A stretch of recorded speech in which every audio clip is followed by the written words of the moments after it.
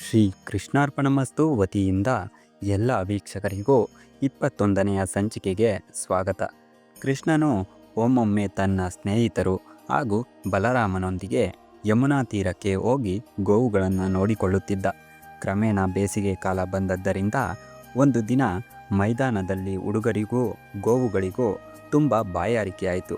ಅವರು ಯಮುನಾ ನದಿಯ ನೀರನ್ನು ಕುಡಿಯುತ್ತಿದ್ದರು. ಆದರೆ ಅಲ್ಲಿ ಕಾಳಿಯ ಎಂಬ ಘಟಸರ್ಪದ ವಿಷದಿಂದ ನದಿಯು ವಿಷಪೂರಿತವಾಗಿತ್ತು. ನೀರು ವಿಷಮಯವಾಗಿದ್ದರಿಂದ ನೋಡುತ್ತಿದ್ದಂತೆಯೇ ಹುಡುಗರ ಮೇಲೆ ಮತ್ತು ಹಸುಗಳ ಮೇಲೆ ತುಂಬ ಅಪಾಯಕಾರಿ ಪರಿಣಾಮವಾಯಿತು. ಅವರೆಲ್ಲ ನೆಲದ ಮೇಲೆ ಬಿದ್ದು ಸತ್ತು ಹೋಗಿದ್ದರು. ಆದರೆ ಕೃಷ್ಣನ ಕಣ್ಣಿನ ನೋಟ ಅವರ ಮೇಲೆ ಬಿದ್ದ ಮರುಕ್ಷಣವೇ ಅವರೆಲ್ಲ ಪ್ರಜ್ಞೆ ತಪ್ಪಿ ಎದ್ದಂತೆ ಸುತ್ತಲೂ ನೋಡಲು ಪ್ರಾರಂಭಿಸಿದರು.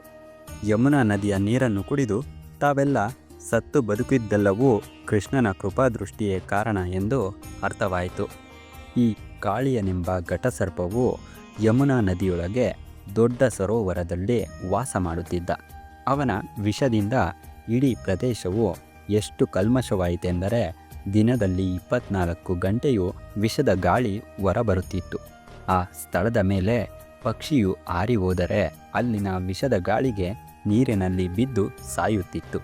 ಯಮುನಾ ನದಿಯ ವಾಯುವಿನ ವಿಷದಿಂದಾಗಿ ನದಿಯ ತೀರದಲ್ಲಿದ್ದ ಹುಲ್ಲುಗಾವಲು ಮತ್ತು ಮರಗಳೆಲ್ಲ ಒಣಗಿ ಹೋಗಿದ್ದವು. ಈ ಘಟಸರ್ಪದ ವಿಷದ ಪರಿಣಾಮವನ್ನು ಶ್ರೀಕೃಷ್ಣನು ನೋಡುತ್ತಾನೆ. ವೃಂದಾವನದ ಮುಂದೆ ಹರಿಯುತ್ತಿದ್ದ ಇಡೀ ನದಿಯು ಮಾರಕವಾಗಿತ್ತು. ಪ್ರಪಂಚದಲ್ಲಿ ಇರಲು ಯೋಗ್ಯವಲ್ಲದ ಎಲ್ಲ ಪ್ರಾಣಿಗಳನ್ನು ಕೊಲ್ಲಲು ಕೂಡ ಅವತರಿಸಿದ್ದ ಕೃಷ್ಣನು ಕೂಡಲೇ ಸೊಂಟದ ಪಟ್ಟಿಯ ಬಟ್ಟೆಯನ್ನು ಕಟ್ಟಿ ಜಟ್ಟಿಯಂತೆ ಕೈಗಳೆರಡನ್ನು ಆಡಿಸುತ್ತಾ ಯಮುನಾ ನದಿಯ ತೀರದಲ್ಲಿದ್ದ ಒಂದು ಕದಂಬವೆಂಬ ಮರವನ್ನು ಹತ್ತಿದ. ಕೃಷ್ಣನು ಆ ಕದಂಬ ಮರದಿಂದ ಸರೋವರದ ಮಧ್ಯಕ್ಕೆ ಹಾರುತ್ತಾನೆ.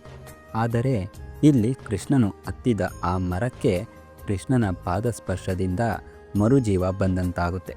ಶ್ರೀಕೃಷ್ಣನು ನೀರಿನೊಳಗೆ ಧುಮುಕಿದಾಗ ಬಹು ದೊಡ್ಡ ವಸ್ತುವು ಅದರಲ್ಲಿ ಬಿದ್ದಂತೆ ನೀರು ದಡದ ಮೇಲೆ ರಭಸವಾಗಿ ಉಕ್ಕಿ ಹರಿಯಿತು.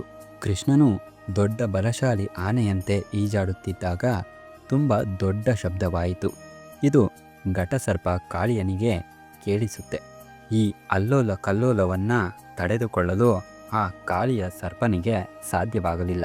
ಕಾಳಿಯನು ತಕ್ಷಣ ಕೃಷ್ಣನ ಮುಂದೆ ಬಂದು ಕೃಷ್ಣನ ಮೈಯನ್ನೆಲ್ಲ ಸುತ್ತಿಕೊಂಡನು. ನಂಬಲಾಗದ ರೀತಿಯಲ್ಲಿ ಸುತ್ತುಗಟ್ಟಿದ್ದನ್ನು ವೃಂದಾವನದ ಗೋಪಬಾಲಕರು ಹಾಗೂ ನಿವಾಸಿಗಳು ನೋಡಿ ಭಯದಿಂದ ಸ್ತಂಭೀಭೂತರಾದರು. ಕೃಷ್ಣನನ್ನು ಆ ಸ್ಥಿತಿಯಲ್ಲಿ ನೋಡಿದಾಗ ಅವರಿಗೆ ಭಯವನ್ನು ತಡೆದುಕೊಳ್ಳಲು ಸಾಧ್ಯವಾಗದೆ ನೆಲದ ಮೇಲೆ ಮೂರ್ಛೆ ಹೋದರು. ಈ ಸನ್ನಿವೇಶದಲ್ಲಿ ಆಕಾಶದಿಂದ ಧೂಮಕೇತುಗಳು ಉದುರುತ್ತಿದ್ದವು ಮತ್ತು ಮನುಷ್ಯರ ಶರೀರಗಳು ಕಂಪಿಸುತ್ತಿದ್ದವು. ಈ ವಿಪತ್ತಿನ ಚಿಹ್ನೆಗಳನ್ನು ನೋಡಿ ನಂದ ಮಹಾರಾಜನು ಇತರ ಗೋಪಬಾಲಕರು ಭಯದಿಂದ ತತ್ತರಿಸಿದ್ದರು. ಕೃಷ್ಣನು ಅವನ ಅಣ್ಣ ಬಲರಾಮನಿಲ್ಲದೆ ಒಬ್ಬನೇ ಹಸುಗಳನ್ನು ಮೇಯಿಸಲು ಹೋಗಿದ್ದ ಎಂದು ಅವರಿಗೆ ಗೊತ್ತಾಯಿತು. ಈ ಸುದ್ದಿಯನ್ನು ಕೇಳುತ್ತಲೇ ನಂದ, ಯಶೋದೆ ಮತ್ತು ಗೋಪಾಲಕರಿಗೆ ಇನ್ನೂ ಆತಂಕವಾಯಿತು.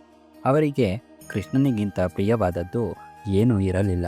ಅವರಿಗೆ ಕೃಷ್ಣನಲ್ಲಿ ಅಗಾಧ ಪ್ರೀತಿ ಇದ್ದದ್ದರಿಂದ ಅವರು ನಿಶ್ಚಯವಾಗಿಯೂ ಇಂದು ಕೃಷ್ಣನು ಸೋಲುತ್ತಿದ್ದಾನೆ ಎಂದು ಯೋಚಿಸಿದರು.